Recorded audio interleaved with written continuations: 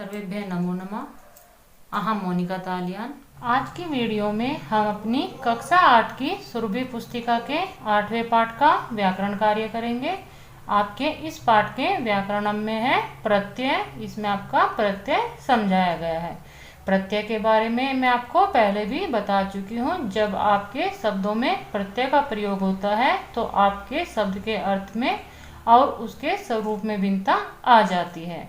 यहाँ पर इस पाठ में जो आपके प्रत्यय आपको समझाए गए हैं वह आपका कत प्रत्यय और कतवतु प्रत्यय है। यह दोनों ही प्रत्यय आपके भूतकाल के लिए प्रयोग होते हैं। कत प्रत्यय भूतकालार्थे है प्रयुज्यते। कत प्रत्यय का भूतकाल के अर्थ में प्रयोग होता है। आपठत जो आपका धातु रूप भूतकाल के लिए प्रयोग होता है उसके स्थान पर आप पठितः शब्द प्रयोग कर सकते हैं। पठितः जो आपका पद है उसमें आपका पठ धातु प्लस कत प्रत्यय होता है। दोनों का अर्थ ही आपका पढ़ा था जो आपका भूतकाल के लिए प्रयोग होता है वही आपका इन दोनों पद का अर्थ है। आगच्छत आपका भूतकाल के लिए प्रयोग होने वाला पद है। इसके स्थान पर आप गतः पद का भी प्रयोग कर सकते हैं।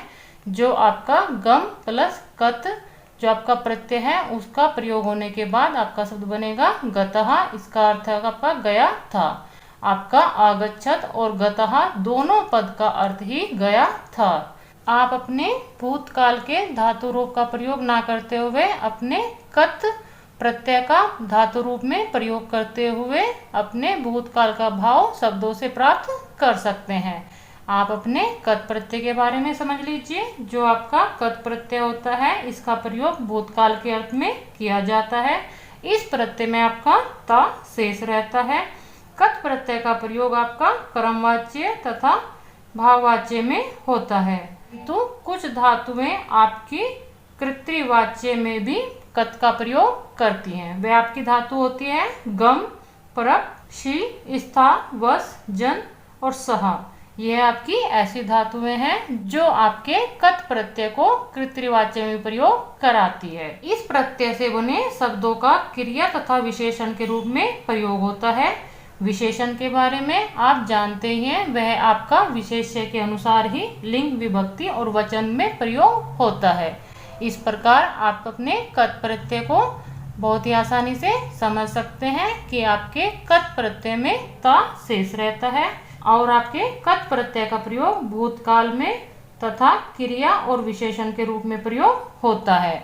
यहाँ पर आपका इन्होंने दिया है पठन्तु एतानि वाक्यानि। यह वाक्य आपको पढ़ने के लिए इन्होंने कहा है कृत्रिवाच्य वाक्यम कर्मवाच्य वाक्यम।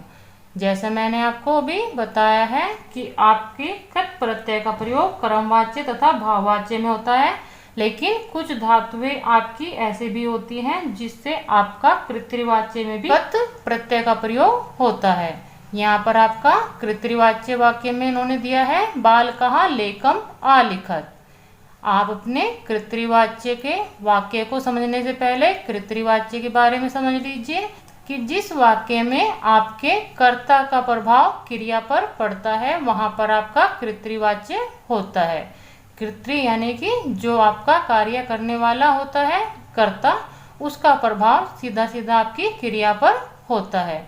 और जो आपका कर्मवाच्य वाक्यम, आपका कर्मवाच्य वाक्यम इन्होंने दिया है बालकेन लेखः लिखितः। इसमें आप देखेंगे कि आपके कर्मवाच्य वाक्यम में आपके कर्म का क्रिया पर प्रभाव पड़ा है। आपके कर्मवाच्य में होता है कि जो आपका कर्म होता है उसी के अनुसार आपकी क्रिया होती है।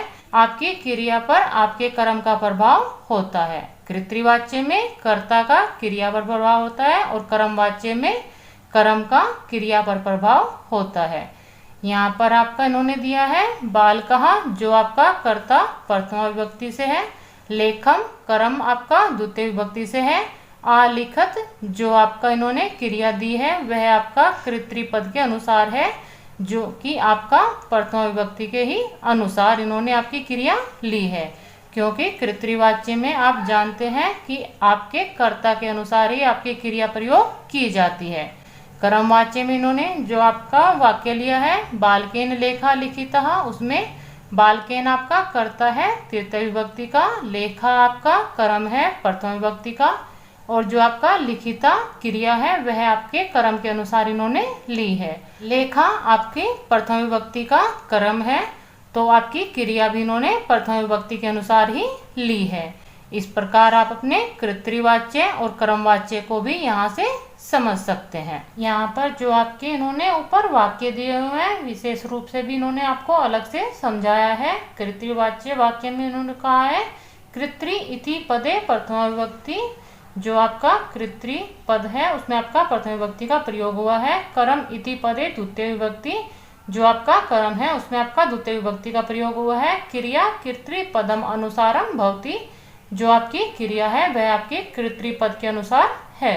यहाँ पर कर्मवाच्य वाक्य में इन्होंने समझाया है कर्तृ इति पदे तृतीय विभक्ति, जो आपका कर्तृ पद है यानी कि जो आपका कर्ता है उसमें आपका तृतीय विभक्ति का प्रयोग हुआ है। कर्म इति पदे प्रथम विभक्ति, जो आपका कर्म है उसमें आपका प्रथम विभक्ति का प्रयोग हुआ है। क्रिया कर्म अनुसारम भवति, जो आपकी क्रिया है वह आपके कर्म के अनुसार है। कत प्रत्यय युक्तानां पदानां रूपाणि त्रिषु लिंगेषु भवन्ति, जो आपके कत प्रत्यय से बने हुए पद हैं उनके रूप आपके तीनों ही लिंगों में होते हैं। पुल्लिंगे, जो आपके पुल्लिंग के सदरूप हैं वह आपके बालकवत यानी कि बालक के समान चलते हैं। स्त्रीलिंगे, जो आपके स्त्रीलिंग के सदरूप है वह आपके लतावत यानी कि लता के समान चलते हैं। नपुंसक लिंगे, जो आपके नपुंसक लिंग में सदरूप है वह आपके फलवत यानी कि फल के समान चलते हैं। और जो आपकी क्रियाएं धातु के रूप में प्रयोग होती हैं वह भी आपके इन्हीं के अनुसार होंगे। जो आपका एक वचन है उसमें आपका अह पुल्लिंग में, आ स्त्रीलिंग में, आपका नपुंसक लिंग में होगा। द्विवचन में आपका औ पुल्लिंग में होगा, ए और ए आपका स्त्रीलिंग और नपुंसक लिंग में होगा। आहा आहा आपका पुल्लिंग और स्त्रीलिंग में होगा और नपुंसक लिंग में आपका आनी हो जाएगा। इस प्रकार आप अपने शब्द रूपों का भी ध्यान रखेंगे जो आपके विशेषण होते हैं, क्योंकि आपके कत प्रत्यय का विशेषण के रूप में भी प्रयोग होता है वह आपके विशेष्य के अनुसार ही होंगे। कत प्रत्यांत पदस्य प्रयोगः विशेषण रूपेण अपि भवति, जो आपके कत प्रत्यय से अंत वाले पद हैं उनका प्रयोग विशेषण के रूप में भी होता है। यथा माने जैसे इन्होंने आपकी एक तालिका बनाई हुई है उसमें आपका कत प्रत्यांत पदानी, विशेष्य पदानी, कत प्रत्यांत पदानी और विशेष्य पदानी दिए हुए हैं। यहाँ पर आप देखेंगे कि आपके जो विशेषण है वह आपके विशेष्य के अनुसार ही है। भीता आपका स्त्रीलिंग का विशेषण है क्योंकि विशेष्य जो आपकी बालिका है वह आपकी स्त्रीलिंग का ही पद है। खादितम आपका नपुंसक लिंग का पद है क्योंकि आपके विशेष्य में नपुंसक लिंग वाला पद अन्नम आया है। श्रुतः आपका पुल्लिंग का प्रथम विभक्ति एक वचन का पद है और आपके विशेष्य जो आपका पाठा है वह भी प्रथम विभक्ति एक वचन का पुल्लिंग का ही पद है। इसी प्रकार आपका पृष्ठः, प्रश्नः यह दोनों ही पद आपके पुल्लिंग के हैं। पीतम, दुग्धम यह दोनों पद ही आपके नपुंसक लिंग के हैं। पठितः, पाठः यह दोनों पद ही आपके पुल्लिंग के पद हैं। यहाँ पर आप अपनी इस तालिका से समझ सकते हैं कि जो आपके विशेषण में कत प्रत्यांत पद है वह आपके विशेष्य के अनुसार ही आए हैं। अभ्यासः, अब आप अपने कत प्रत्यय में जो आपने अभी सीखा है उसका अभ्यास कार्य कर लीजिए। मंजूषायाः उचितम विशेषणम चित्वा समक्षम लिखत, यह जो आपकी इन्होंने मंजूषा दी हुई है उनमें से आपको सही शब्दों के सामने विशेषण लिखना है।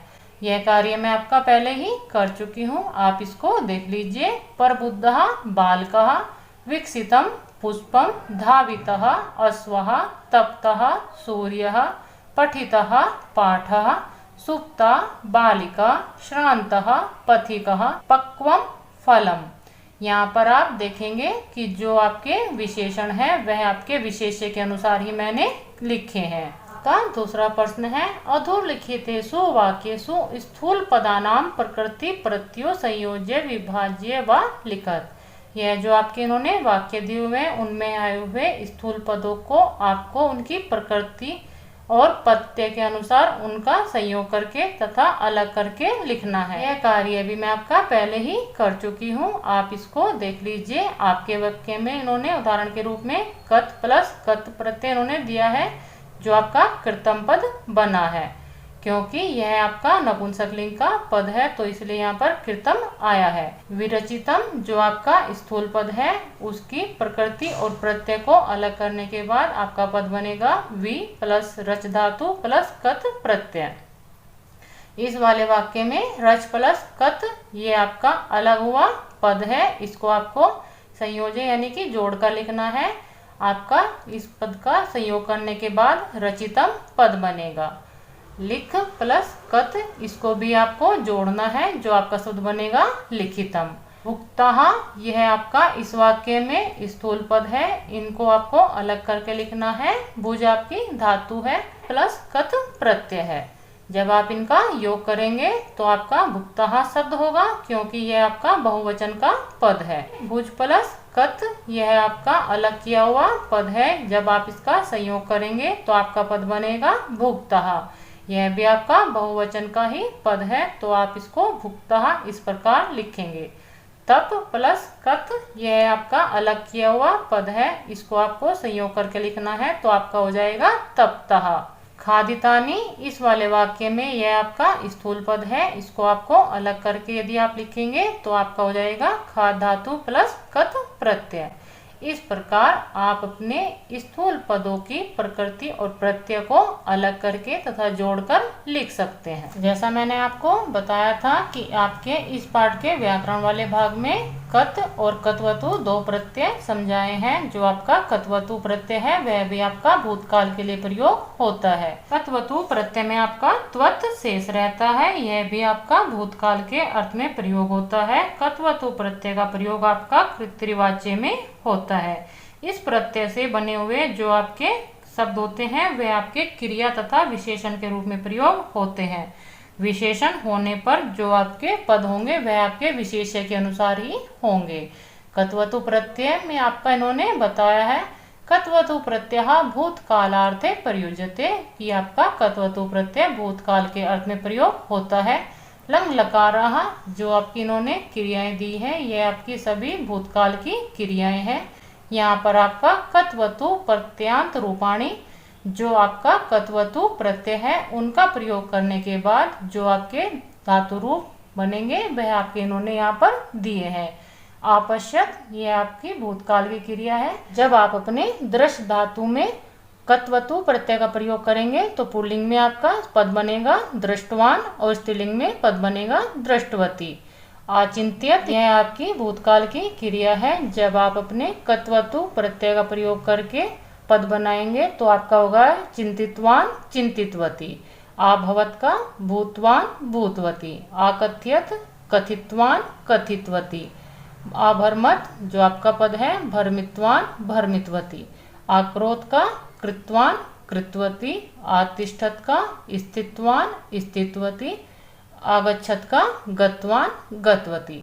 यहाँ पर आप ध्यान देंगे जो आपकी लकार में क्रियाएं होती हैं उसमें आपके मूल धातु से परिवर्तित धातु भी होती है, लेकिन जब आप अपने प्रत्ययों का प्रयोग करते हैं वह आपके मूल धातु में ही प्रयोग होते हैं। आपश्यत में आप देखेंगे यह आपका परिवर्तित रूप है दृश्य धातु का, लेकिन जब आप अपने कत्वतु प्रत्यय का प्रयोग कर रहे हैं तो वहां पर आप अपने दृश्य धातु में ही प्रयोग करेंगे। कत्वतु प्रत्ययस्य रूपाणि त्रिषु लिंगेषु भवन्ति। जो आपके कत्वतु प्रत्यय वाले पद होते हैं उनके रूप भी आपके तीनों ही लिंगों में होते हैं, जो कि आपके अभी कत प्रत्यय में आपने देखा उसी प्रकार आपके कत्वतु प्रत्यय के भी रूप होंगे वह तीनों लिंगों में ही होंगे। पुल्लिंग के जो आपके रूप होंगे वह भवत के समान होंगे। स्त्रीलिंग में जो आपके रूप होंगे वह नदी के समान होंगे, और जो आपका नपुंसक लिंग में रूप होंगे वह आपके जगत के समान होंगे। पश्यन्तु एतानि वाक्यानि। यह वाक्य देखिए, आपको इन्होंने समझाने के लिए कुछ वाक्य दिए हुए हैं, उनको आप ध्यान से देखेंगे तो आप अपने कत्वतु प्रत्यय को बहुत ही आसानी से सीख जाएंगे। सह अयम, यहाँ पर आप देखेंगे बीच में इन्होंने स्लैश दिया है। सा माने वह, अयम माने यह। बालः भवान, बालः आप अपने शब्द रूप के अनुसार प्रथम विभक्ति एक वचन में ले सकते हैं। भवान आप इसका प्रयोग करते हैं क्योंकि आपके भवत के समान इन्होंने शब्द रूप कहे हैं। तो यहाँ पर आप देखेंगे बालः या भवान में से कोई भी पद होता है तो आप उनके साथ भी गतवान क्रिया का ही प्रयोग करेंगे। यह आपका दूर के लिए, पास के लिए, पुल्लिंग में कोई भी आपका अकारांत शब्द हो या भवान आपका पद हो, उसके समान ही आपके क्रिया के धातु रूप इन्होंने बनाए हैं। त्वौ इमौ यह आपका द्विवचन का पद है। तो माने वह दोनों, इमौ माने यह दोनों। बालकौ भवन्तौ यह आपका द्विवचन में शब्द रूप है क्योंकि आपके भवत के समान इन्होंने शब्द रूप बताए हैं। और आपका गतवन्तौ इस रूप में आपकी क्रिया का इन्होंने प्रयोग किया है क्योंकि यहाँ पर आपके क्रिया वाले पद में कत्वतु का प्रयोग हो गया है। ते इमे, यहाँ पर ते और इमे को इन्होंने एक साथ ही लिया है। स्लैश के द्वारा इन्होंने आपको इसका अलग भाव बताया है। ते माने वह सब, इमे माने यह सब। बालः भवन्तः इनमें से आप देखेंगे कि जो आपका बालः पद है वह आपका अकारांत बहुवचन का पद है और भवन्तः भी आपका भवत पद में बहुवचन का पद है। गतवन्तः यह आपके क्रिया में कत्वतु प्रत्यय प्रयोग करने के बाद पद बना है। यहाँ पर जो आपके इन्होंने 3 उदाहरण दिए हैं यह आपके पुल्लिंग के ही उदाहरण है। अहम त्वम पुल्लिंग में आपका जो पद बनेगा वह होगा गतवान। मैं और तुम के लिए स्त्रीलिंग में जो आपका क्रिया वाला पद बनेगा वह हो जाएगा आपका गतवती।